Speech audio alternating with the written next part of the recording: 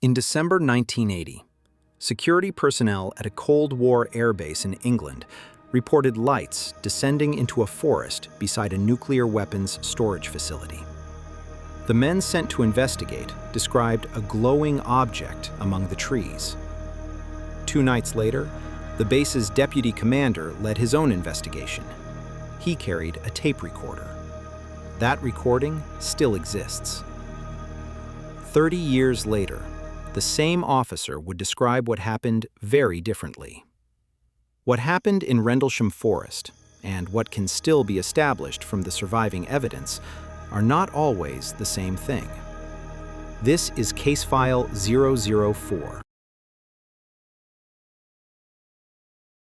At approximately 3 a.m. on December 26th, a security patrol near the east gate of RAF Woodbridge saw lights descending into the forest. Airman First Class John Burroughs was on patrol that night. He and his partner initially believed it was an aircraft going down. They radioed for backup. A second patrol arrived and independently confirmed what they were seeing. Staff Sergeant Jim Peniston, supervising the patrol, led a small group into the forest to investigate. What they say they found was not wreckage. According to their reports, an object among the trees, metallic in appearance, roughly triangular, colored lights, red, green, blue, around its surface. As the men approached, the object appeared to move through the trees. Nearby, on a local farm, animals reportedly went into a frenzy. Then it was gone. The patrol reported the object briefly reappeared near the gate roughly an hour later, before vanishing again. They returned to base. The following morning, investigators went back to the site in daylight.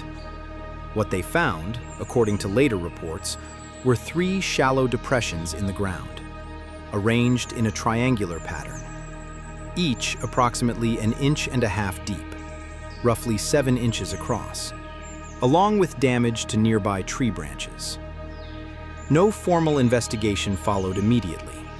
The report was logged, and for a moment, the incident appeared to be over. It was not.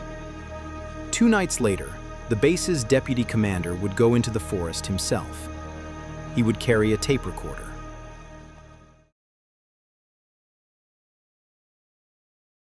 The first night's reports had not been dismissed. 2 nights later, Lieutenant Colonel Charles Halt, deputy base commander, personally led a follow-up patrol into Rendlesham Forest. He carried a handheld tape recorder. Throughout the investigation, he narrated what he was seeing in real time. Much of what follows comes directly from that recording. Early in the recording, Halt and his team describe a red light through the trees. He compares it, on the tape, to a large eye. The team moves toward it. On the recording, one member of the patrol reports a reading on a Geiger counter. Later accounts would associate those readings with the site. The reported figures themselves have not been independently verified. As the patrol continues, the recording captures the team reaching a clearing. According to the tape, the light through the trees is gone by the time they arrive. Then, something else. In the memo he wrote 2 weeks later, Halt described what happened next. 3 star-like objects appeared in the sky, 2 to the north, 1 to the south, all approximately 10 degrees above the horizon.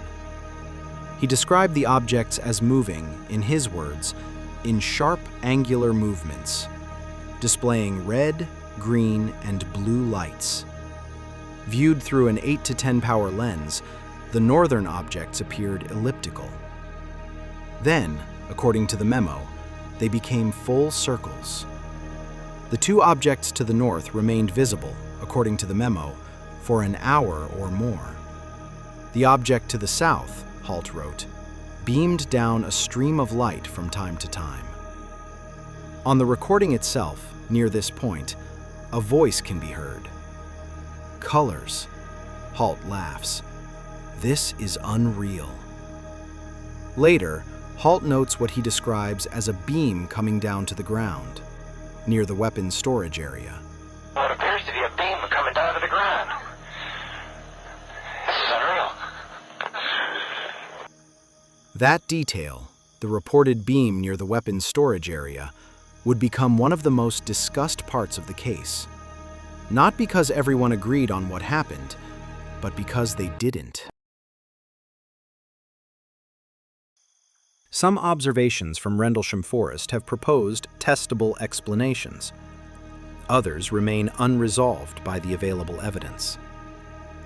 The first night begins with lights descending toward the forest.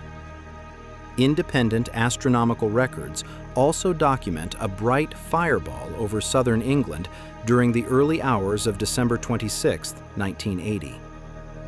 The timing and the initial reports of lights descending from the sky are broadly consistent with a fireball. What it does not address are the reports that followed. The object among the trees, the colored lights, the movement. The second night presents a different question. Roughly 10 miles from the patrol's position, the Orford Ness Lighthouse. Its beam rotates on a fixed rhythm, visible for miles along the coast. Astronomer Ian Ridpath spent years examining this possibility, not by assertion, but by comparison. He compared the lighthouse's rotation timing with the flashes described on Halt's recording, and against contemporary star charts for the positions Halt described in the sky. His analysis found the timing and the compass bearing consistent with the lighthouse. Suffolk police officers who attended the area reported that the only identifiable light they observed was the Orford Ness Lighthouse. Not everyone accepts this. Halt himself has stated the team knew what a lighthouse looked like, and that what they saw was not that. Then there is the physical evidence, left behind on the ground. The 3 depressions found the morning after the first night. Some investigators who examined the site later suggested the marks were consistent with animal burrows. Rabbits are common in the area. The tree damage, some argued, was old and unrelated to the incident. Others questioned that conclusion, arguing the spacing of the 3 depressions was unusually regular. No forensic analysis of the site was conducted at the time that could resolve the question either way. In later years, additional claims entered the Rendlesham story. Jim Penniston would describe experiences not present in his contemporaneous 1980 reports. Among them, a claim involving binary code, recovered under hypnosis more than a decade later. Because these claims emerged years after the event and were not part of the original record, they remain among the most disputed aspects of the case. This investigation does not examine that claim further. What remains, once each piece of evidence is considered on its own, is a record where some observations have plausible, documented explanations. Others remain contested. The fireball offers one explanation for the initial descending lights. The lighthouse offers one explanation for lights observed through the trees. Whether either explanation fully accounts for the reported close-range encounter remains disputed.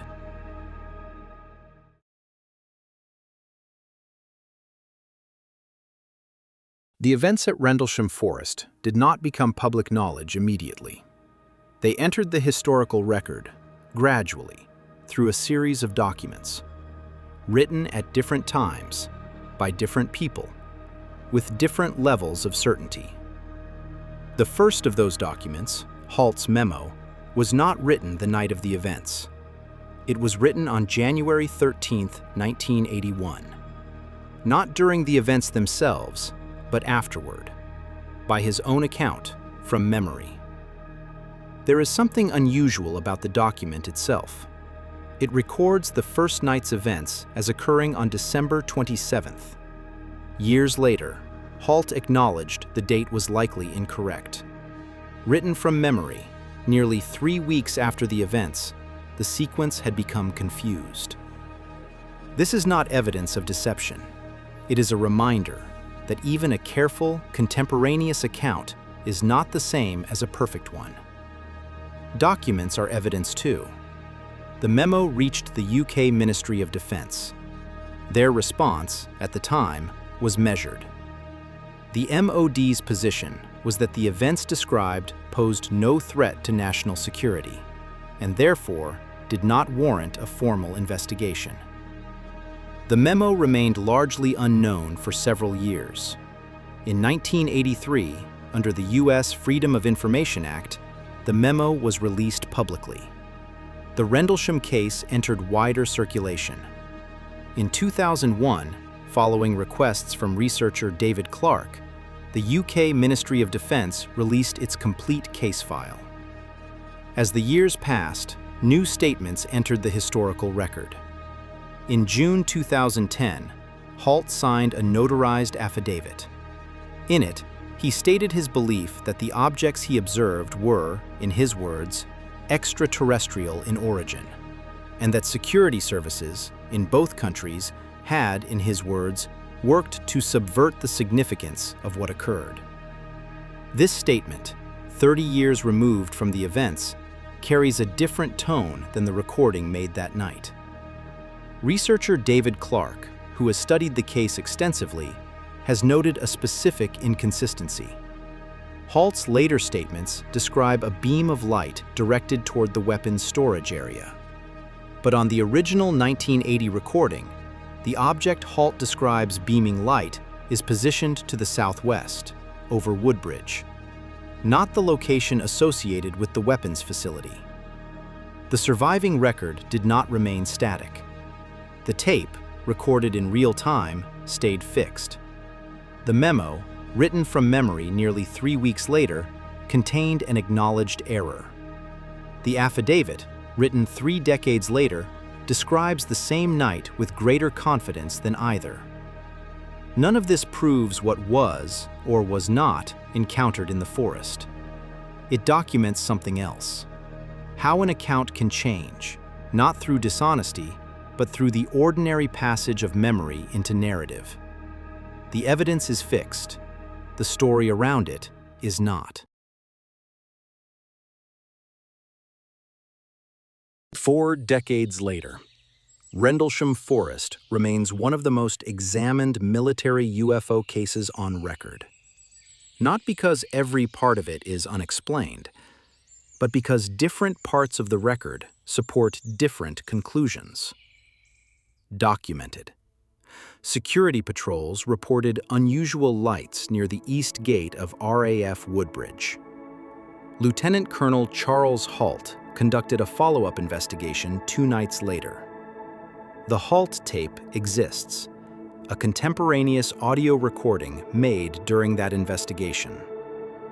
The Halt memo exists, written January 13, 1981, and sent to the UK Ministry of Defence.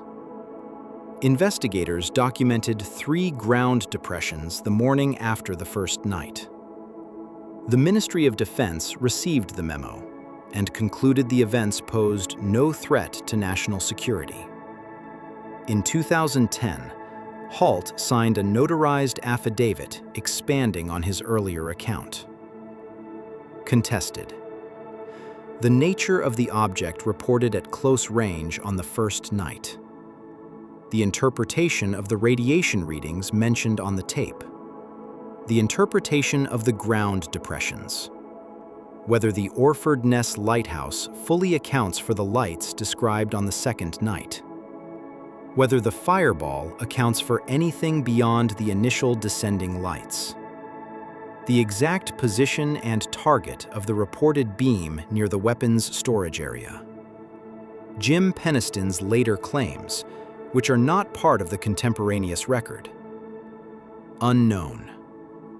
What Burroughs and Peniston encountered, if anything, at close range. Whether every reported observation can be explained by known sources. Whether multiple unrelated phenomena were interpreted as a single incident. Rendlesham Forest has generated decades of debate. New witnesses, new statements, new interpretations. But the historical record itself has changed far less than the story told about it. The tape remains. The memo remains. The questions remain. Thanks for watching.